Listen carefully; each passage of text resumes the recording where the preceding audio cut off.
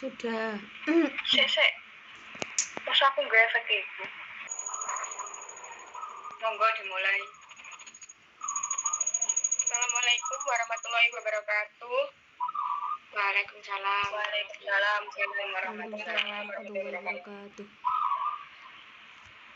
Pada hari Sabtu 17 September 2022, kami kelompok 2 akan melakukan presentasi dengan topik hakikat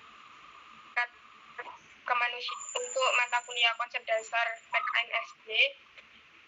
Sebelumnya, perkenalkan, nama saya Fakurni Sandoyo, bertugas sebagai moderator dengan NIM 056. Selanjutnya, dipersilahkan anggota kelompok untuk memperkenalkan dirinya masing-masing.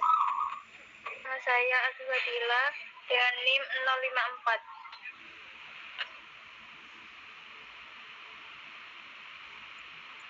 Perkenalkan, saya Uwi Mamlo Abdul Nikmah, NIM 055. Perkenalkan, saya Indah Setia Rahyunadin dengan NIM 057.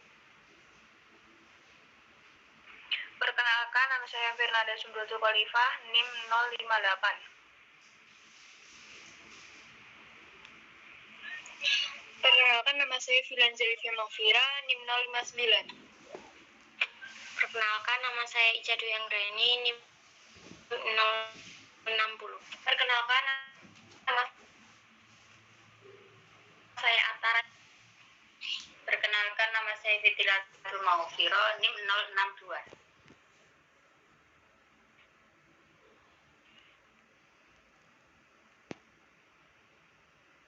Abdul Masyaraf, NIM 064.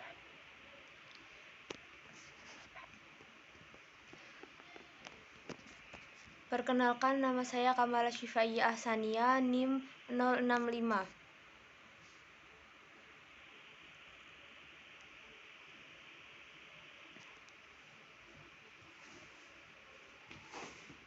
Selanjutnya dipersilakan Mbak Umi mempresinya.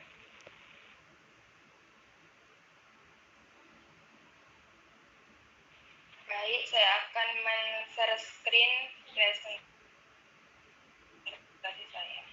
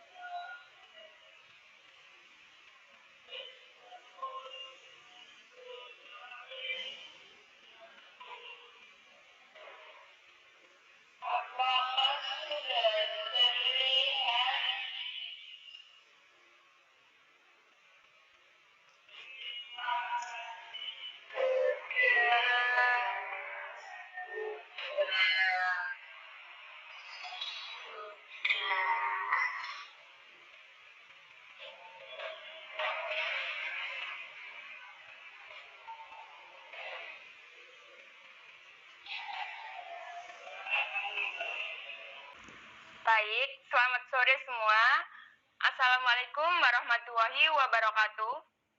Waalaikumsalam. Waalaikumsalam warahmatullahi wabarakatuh. Di sini, saya Umi Mamloatun Nikmah, NIM 055, akan mempresentasikan materi kedua dari mata kuliah konsep dasar PPKN, yaitu hakikat kemanusiaan, organisasi kemanusiaan, sumber hukum, serta peranan negara terhadap kemanusiaan. Sebelum saya ke presentasi selanjutnya, ini adalah konsep yang akan saya presentasikan. Yang pertama adalah hakikat manusia dan kemanusiaan. Yang kedua, organisasi-organisasi kemanusiaan di Indonesia. Yang ketiga, sumber hukum yang mengatur masalah kemanusiaan di Indonesia. Yang keempat, peranan negara terhadap kemanusiaan. Nah, apa sih hakikat manusia dan kemanusiaan itu sendiri? Manusia merupakan makhluk yang dapat dididik dan mendidik, atau bisa disebut dengan homo educandum. Setiap manusia memiliki kekurangan dan kelebihannya sendiri, yang seiring dengan berjalannya waktu akan sangat mungkin untuk berubah dan berkembang. Manusia juga memiliki beberapa kemampuan, antara lain yaitu berpikir, rasa keindahan, perasaan batinnya, harapan, menciptakan, dan lain-lain. Menurut arti dari para tokoh, pengertian manusia yang dikemukakan oleh Aristoteles pada 384 sampai 347 sebelum Masehi, manusia adalah animal rasional atau hewan yang berakal budi. Menurut logika Aristoteles, bagian pertama suatu definisi haruslah menyebut jenisnya yang paling dekat. Sedangkan bagian yang kedua harus menyebut hal yang spesifik. Menurut Charles Robert Darwin, meletakkan keberangkatan teorinya dari pijakan bahwa secara biologis manusia tidak berbeda dengan monyet. Namun, bagi orang-orang yang budiman, teori Darwin tersebut dapat dipandang rentang khazanah perbedaan besarnya, di mana manusia mampu untuk memikirkan asal-usulnya, sedangkan hewan tidak.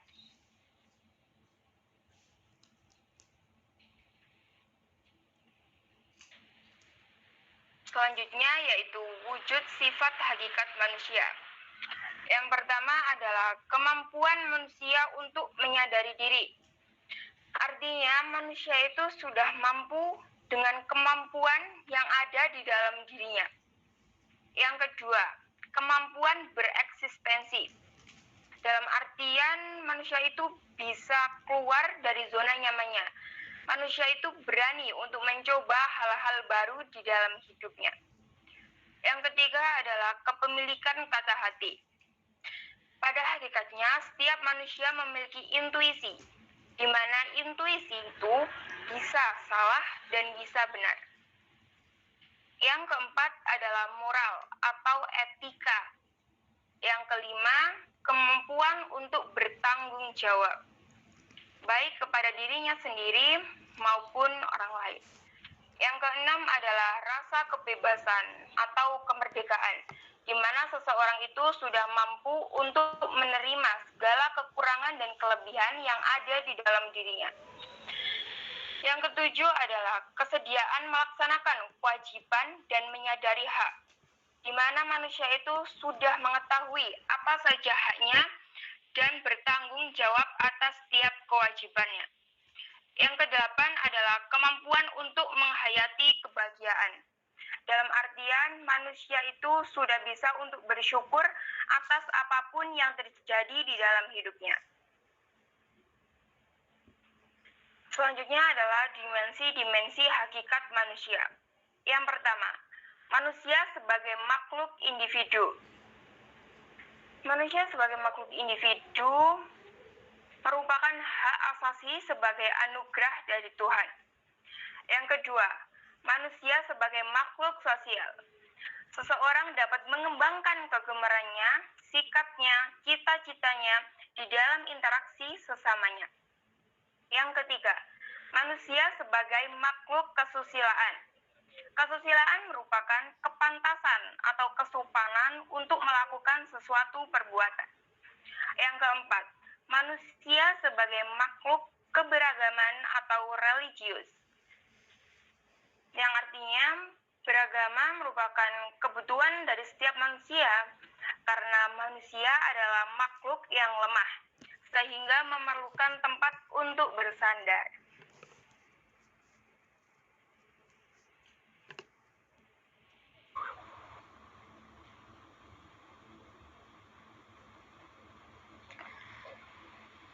Selanjutnya yaitu dimensi-dimensi hakikat manusia. Yang pertama adalah manusia sebagai makhluk individu. Kesadaran manusia akan dirinya sendiri merupakan awal dari lahirnya kesadaran yang lain. Manusia sebagai individu merupakan hak asasi sebagai anugerah dari Tuhan. Setiap individu mempunyai kelebihan dan kekurangannya masing-masing menurut porsinya masing-masing. Oleh sebab itu, setiap individu tidak boleh ditargetkan menjadi sama dengan individu yang lainnya. Karena setiap individu mempunyai keunikannya sendiri dan setiap individu adalah spesial. Yang kedua adalah manusia sebagai makhluk sosial. Manusia dikaruniai benih untuk bergaul dengan manusia lain. Dengan adanya dorongan untuk bergaul, setiap orang ingin bertemu dengan sesamanya. Seseorang dapat mengembangkan kegemarannya, sikapnya, cita-citanya di dalam interaksi tersebut dengan sesamanya. Mereka juga dapat belajar dari orang lain dan saling memahami sesama.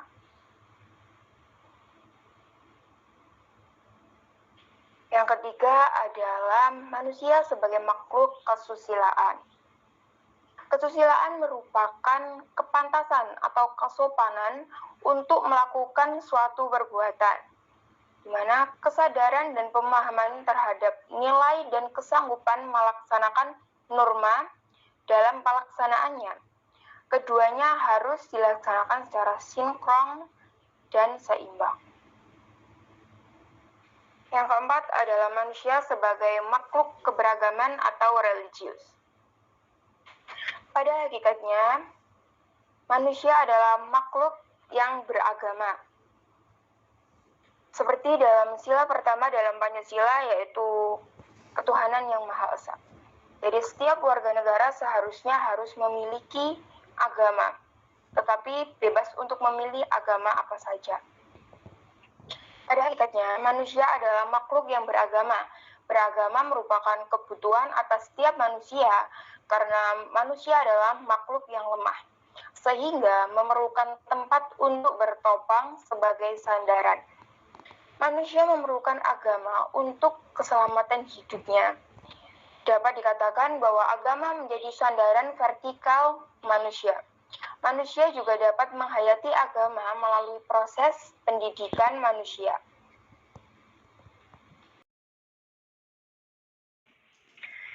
Selanjutnya adalah organisasi-organisasi kemanusiaan yang ada di Indonesia.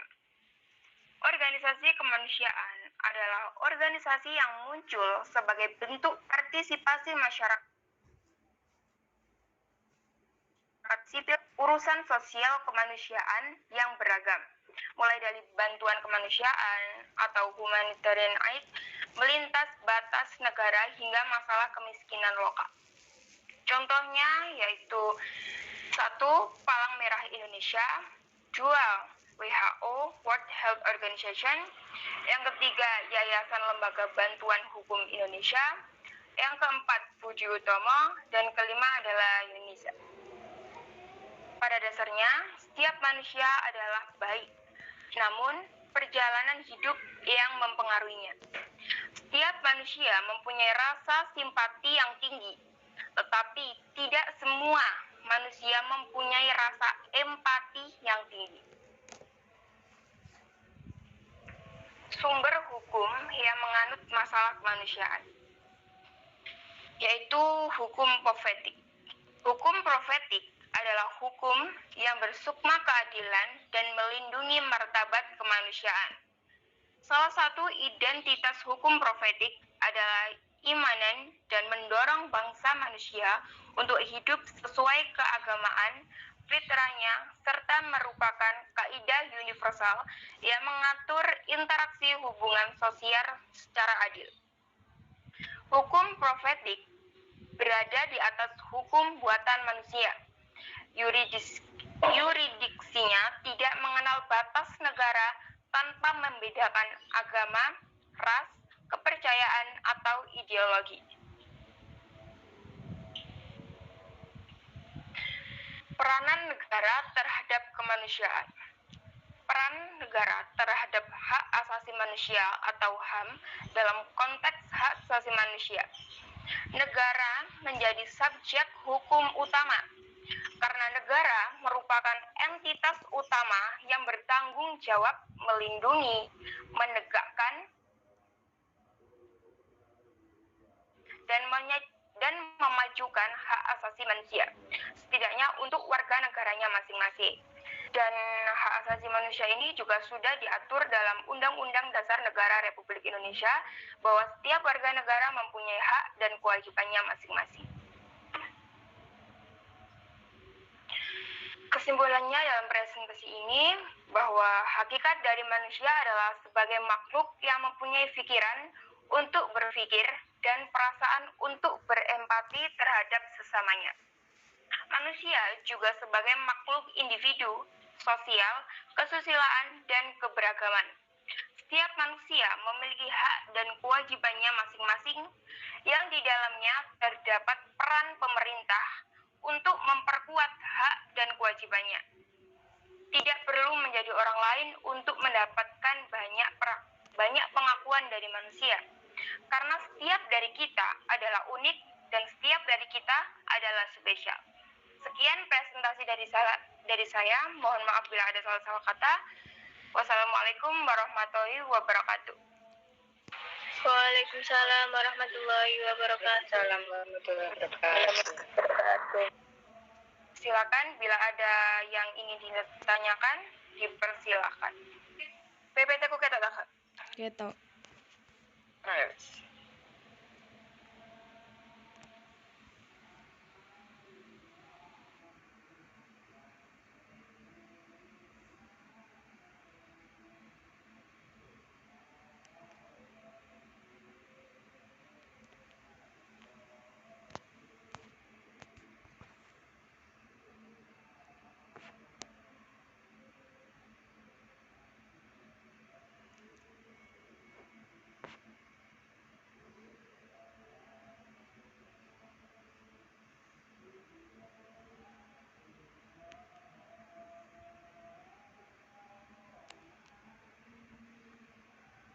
Ayo rek nang takon.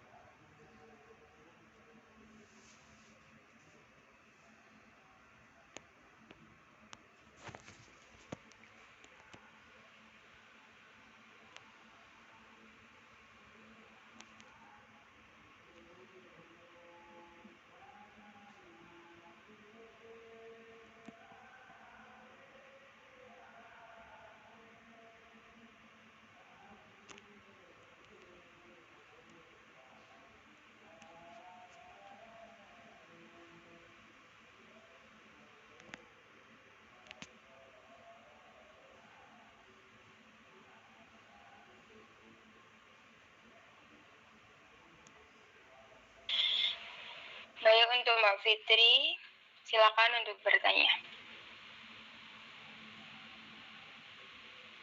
Terima kasih untuk waktunya. Perkenalkan, nama saya Fidatul Mawfiro, NIM 062. Saya izin bertanya. Apa sih contoh peranan negara terhadap kemanusiaan? Terima kasih.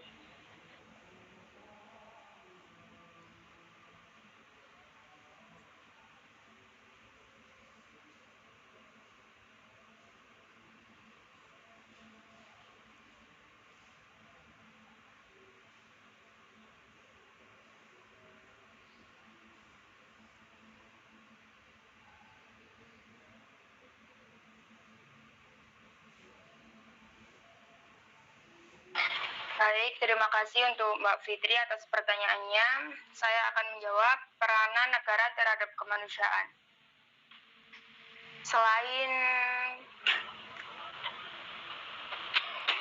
Badan HAM atau hak asasi manusia, negara juga berperan dalam kemanusiaan, yaitu dalam Undang-Undang Dasar 1945, di mana di dalam undang-undang tersebut terdapat hak-hak dan kewajiban manusia.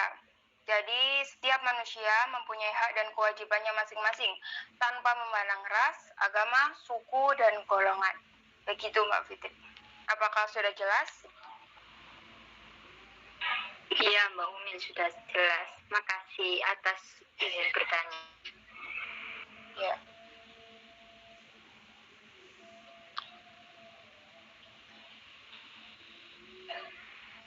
Apakah ada lagi yang mau bertanya?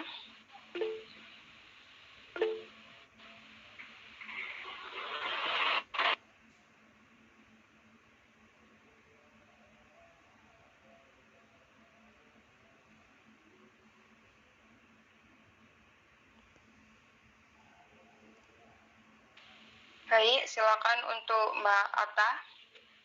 Dipersilakan. Oke, terima kasih atas kesempatannya. Perkenalkan, nama saya Atta Raditya Yulan dengan NIM 061 ingin bertanya. Jadi kan yang saya ketahui selama ini bahwa manusia disebut sebagai atau disebut dengan makhluk keberagamaan. Mengapa sih kok manusia itu disebut sebagai makhluk keberagamaan? Itu saja. Terima kasih.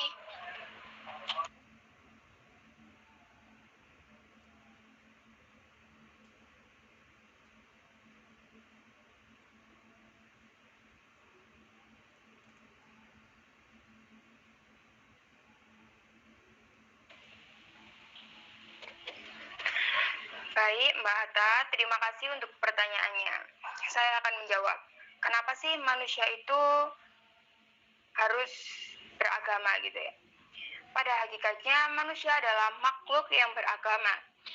Beragama merupakan kebutuhan manusia karena manusia adalah makhluk yang lemah, sehingga memerlukan tempat untuk bertopang atau bersandar. Manusia memerlukan agama untuk keselamatan hidupnya. Dapat dikatakan bahwa agama menjadi sandaran vertikal manusia. Manusia dapat menghayati agama melalui proses pendidikan manusia.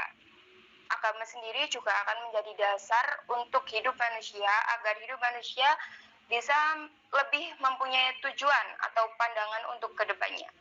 Begitu Mbak Atta, apakah sudah puas dengan jawabannya? Sudah sangat jelas. Terima kasih atas penjelasannya. Ya.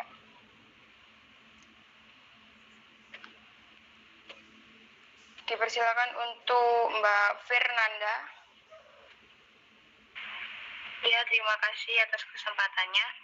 Perkenalkan, nama saya Fernanda Subroto Khalifah, NIM 058. Maaf, tadi kan ada set yang menjelaskan mengenai poin-poin manusia sebagai makhluk kesusilaan. Itu maksudnya bagaimana ya? Ya. Baik, Mbak Fernanda, saya akan menjawab pertanyaannya. Manusia sebagai makhluk kesusilaan, dalam arti manusia memiliki kesusilaan merupakan kepantasan atau kesopanan untuk melakukan sesuatu perbuatan. Kesadaran dan pemahaman terhadap nilai dan kesanggupan melaksanakan nilai tersebut. Nilai ini berisi norma-norma dalam kehidupan, misalnya norma sosial, budaya, agama, dan lain-lain. Dalam pelaksanaannya, keduanya harus dilakukan secara sinkron agar manusia tersebut bisa memiliki nilai yang baik sebagai manusia. Gitu. Apakah sudah jelas, Mbak Fernanda? Ya, sudah jelas. Terima kasih.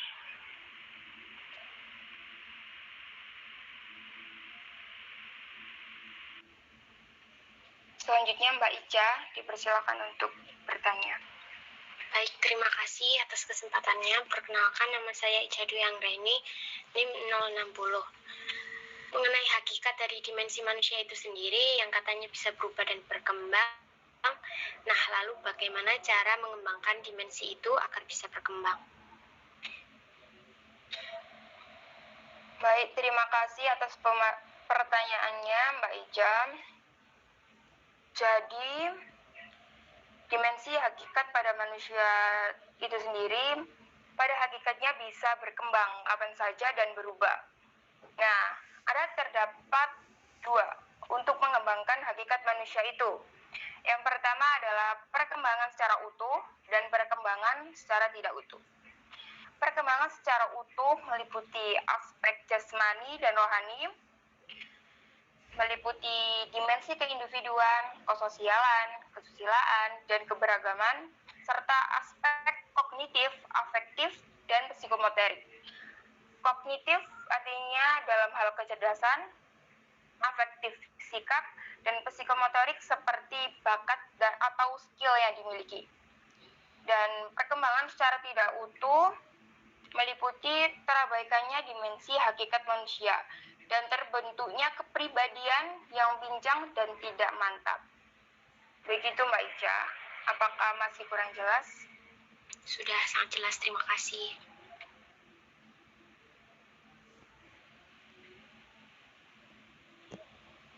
Selanjutnya, Mbak Alfi Fadila, silakan untuk bertanya. Baik, terima kasih untuk kesempatannya. Di sini saya mau bertanya pada derajat manusia di poin nomor 6, yaitu kebebasan atau kemerdekaan.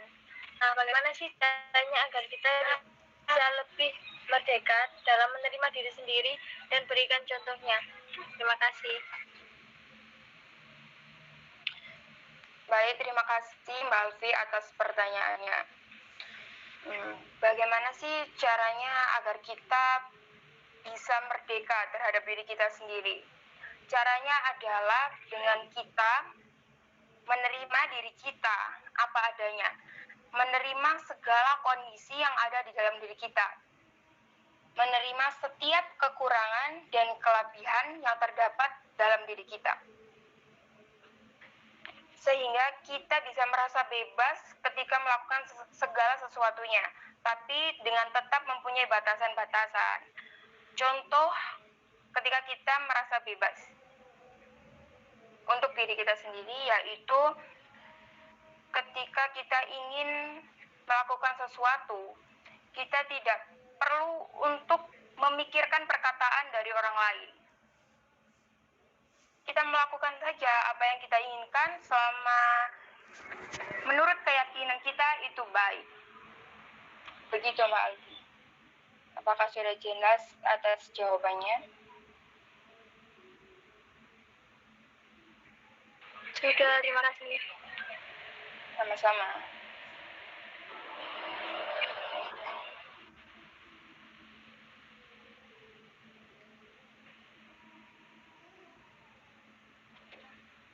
Ya, Mbak Nisa, silakan untuk bertanya.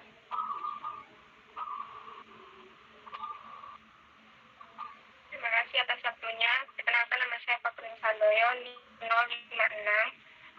Saya ingin bertanya, pada selain wujud sifat hakikat manusia tadi, bisa dijelaskan kembali tentang kemampuan menghayati kebahagiaan? Baik, terima kasih Mbak Nisa atas pertanyaannya. Kemampuan menghayati kebahagiaan.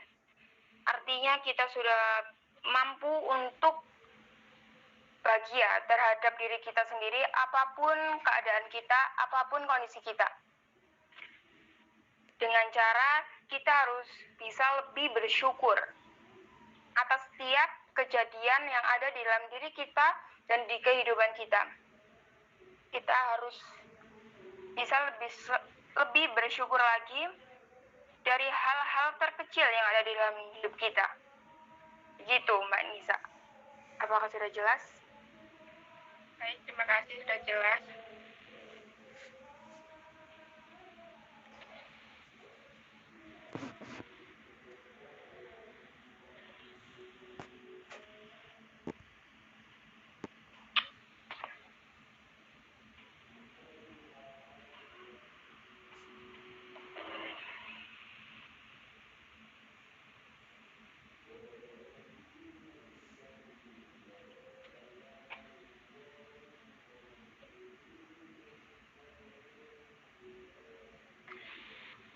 Baik, Mbak Rohima, dipersilakan untuk bertanya. Baik, terima kasih. NIM 064. Saya mau bertanya. Seseorang itu dapat dikatakan sebagai individu itu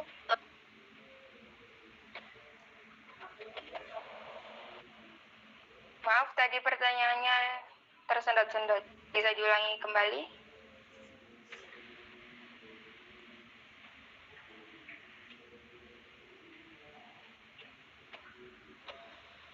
baik. Apakah sudah terdengar? Sudah bisa. Halo? Ya, sudah. Oke. Seseorang itu dikatakan halo? Ya, sudah terdengar.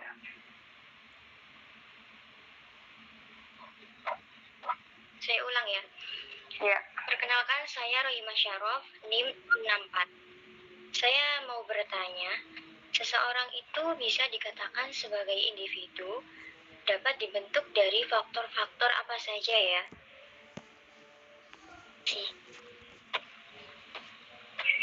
Baik, Mbak Rohima, atas pertanyaannya, saya akan jawab. Yang membentuk, faktor-faktor yang membentuk manusia. Dan manusia itu sebagai makhluk individu memiliki unsur jasmani dan rohani, unsur fisik dan psikis, unsur raga dan jiwa. Seseorang dikatakan sebagai manusia individu manakala unsur-unsur tersebut menyatu dalam dirinya. Jika unsur tersebut sudah tidak menyatu lagi, maka seseorang itu sudah tidak disebut lagi sebagai individu. Itu Mbak Rohima. Apakah sudah jelas? Ya, sudah jelas. Terima kasih. Sama-sama.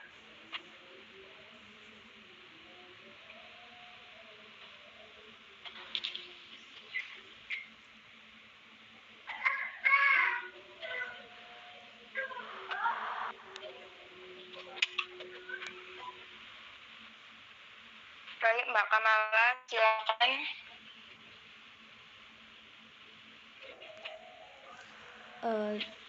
Terima kasih sebelumnya untuk waktunya. Perkenalkan, nama saya Kamala Syifaiyah Ahsaniyah, NIM 065. Tadi sudah dijelaskan bahwa pengembangan manusia itu ada dua, pengembangan yang utuh dan tidak utuh.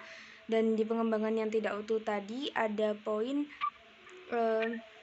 kepribadian yang pincang dan tidak mantap.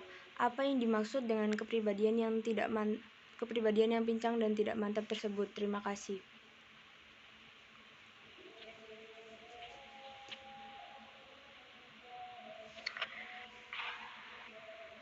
Baik, terima kasih Mbak Kamala atas pertanyaannya. Maksud dari kepribadian yang pincang dan tidak mantap adalah kepribadian yang tidak sesuai dengan norma-norma atau nilai-nilai yang berlaku sebagai manusia. Dalam artian, seseorang ini tidak mempunyai moral yang baik, tidak mempunyai sikap yang pantas untuk menjadi manusia, sehingga dia dikatakan pincang sebagai kepribadian dan tidak mantap sebagai kepribadian. Begitu Mbak Kamala. Apakah sudah jelas atas jawabannya? Ya, baik, terima kasih. Sudah jelas. Sama-sama. Silakan untuk Mbak Filanza.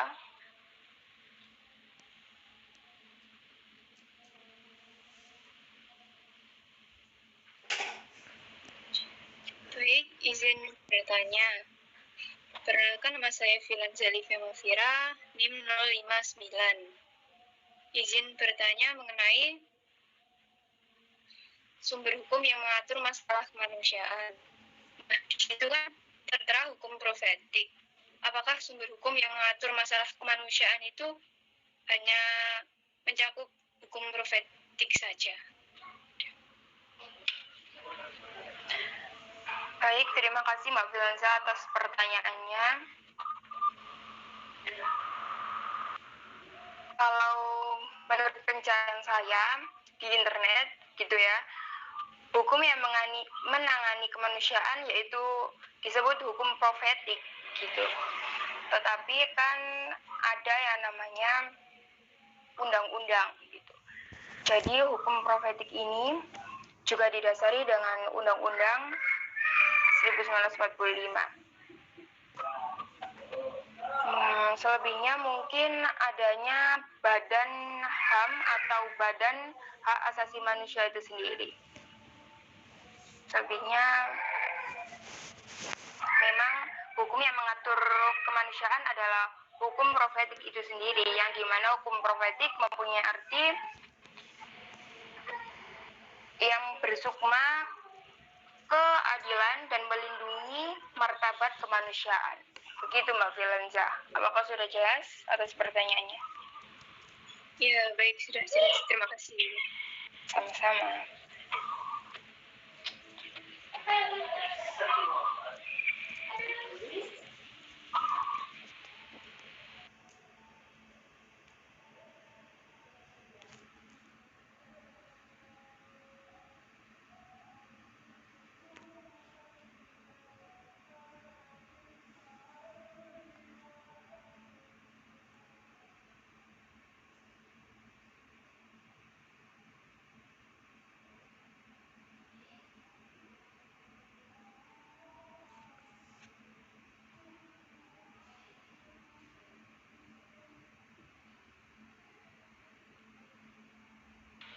Apakah ada lagi yang ingin ditanyakan atau tambahan?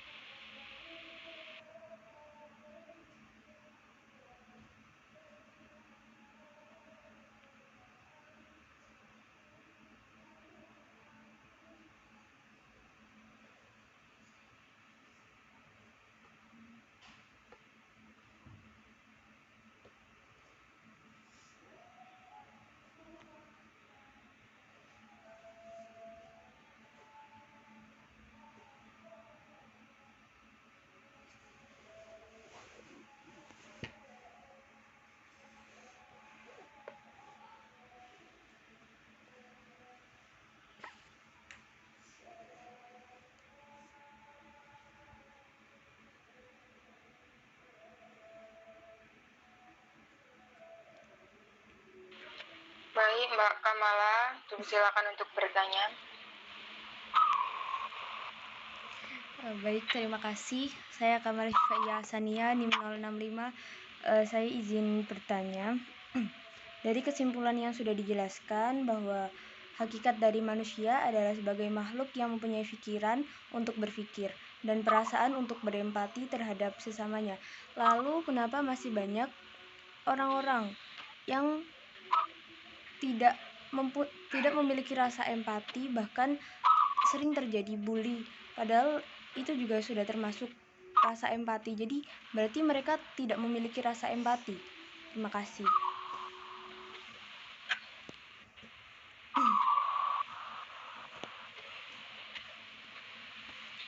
Baik, terima kasih Mbak Kamala atas pertanyaannya. Kembali lagi kepada sifat hakikat manusia pada poin yang keempat, yaitu moral atau etika. Bahwa setiap manusia itu memiliki moral dan etika. Dan moral dan etika itu dapat menjadi baik jika mendapatkan pendidikan yang baik. Bisa menyerap norma-norma kehidupan dengan baik. Dan pada slide yang setelah dimensi hakikat manusia ini kan dijelaskan bahwa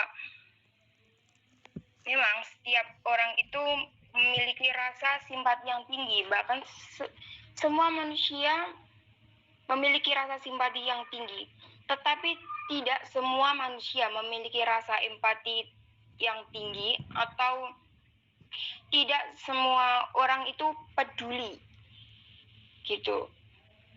Jadi kembali lagi kepada dirinya sendiri-sendiri. Jika ia memang benar-benar manusia yang baik, maka ia akan berempati. Tetapi jika seseorang tersebut belum memiliki nilai atau moral dan etika yang baik, mungkin orang tersebut bahasa kasarnya hanya kepo, tidak peduli gitu. Apakah sudah jelas, Mbak Kamala? Iya, sudah jelas. Terima kasih atas jawabannya.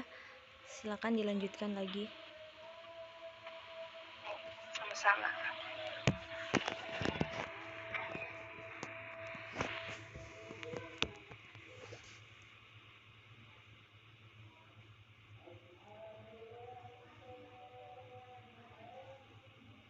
Baik, untuk Mbak Nunduk tanya. Itu berada pada HAM atau hak asasi manusia, bahwa negara menjadi subjek hukum utama dari hak asasi manusia. Tetapi menurut Anda, mengapa di realita kehidupan kita masih ada orang yang haknya itu direbut oleh orang lain? Padahal kan negara sudah melindungi, tapi masih ada orang atau pihak-pihak atau golongan-golongan tertentu yang merebut hak orang lain. Itu saja. Terima kasih.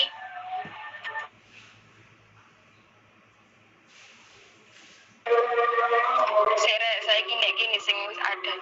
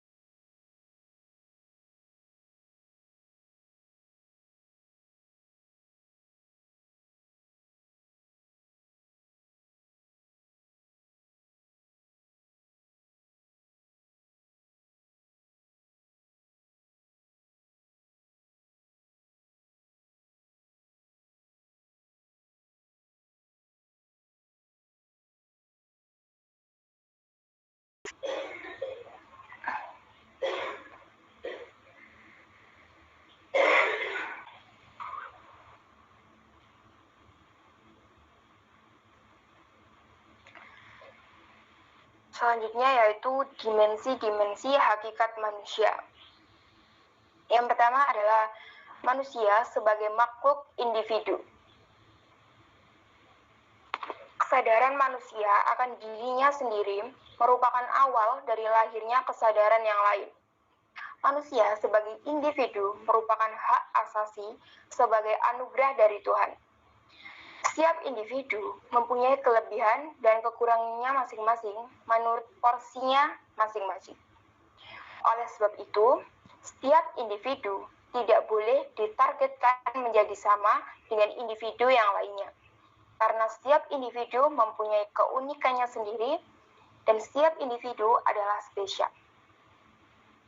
Yang kedua adalah manusia sebagai makhluk sosial. Manusia dikaruniai benih untuk bergaul dengan manusia lain. Dengan adanya dorongan untuk bergaul, setiap orang ingin bertemu dengan sesamanya. Seseorang dapat mengembangkan kegemarannya, sikapnya, cita-citanya di dalam interaksi tersebut dengan sesamanya. Mereka juga dapat belajar dari orang lain dan saling memahami sesama.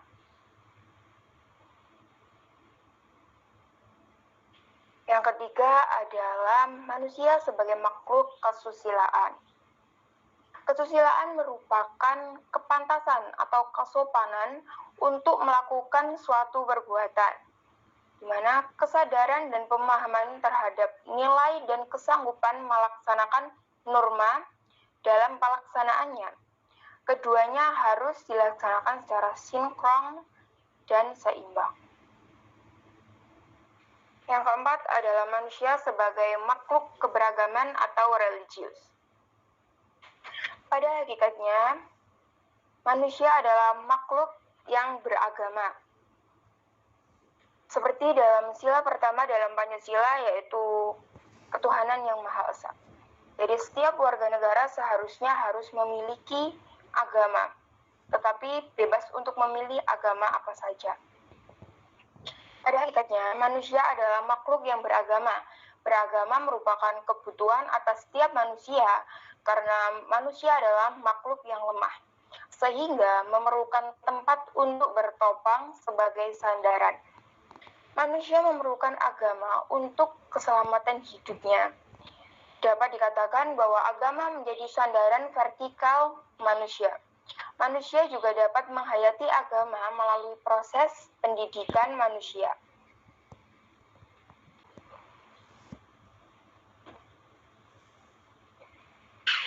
Ayo.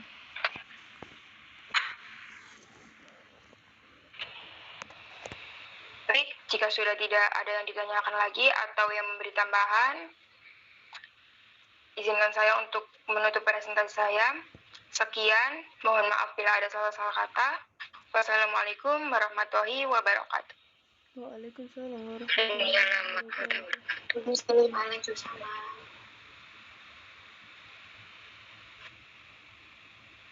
Jika sudah ada cukup untuk sesi tanya jawabnya, akan menyampaikan kesimpulan yang sudah disampaikan hari ini, bahwa sesungguhnya hakikat dari manusia sebagai makhluk individu sosial, kesusilaan dan keberagaman, yaitu mempunyai pikiran untuk berempati terhadap sesama. Kesimpulan dari saya sebagai moderator, mohon maaf apabila ada salah-salah kata. Assalamualaikum warahmatullahi wabarakatuh. Waalaikumsalam warahmatullahi wabarakatuh.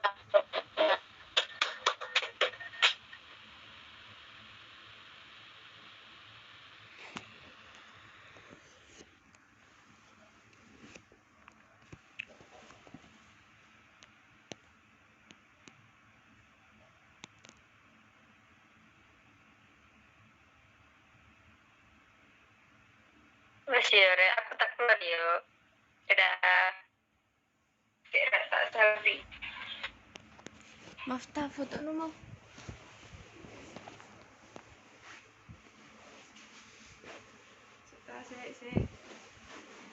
Jim. Mateng lagi. Sik.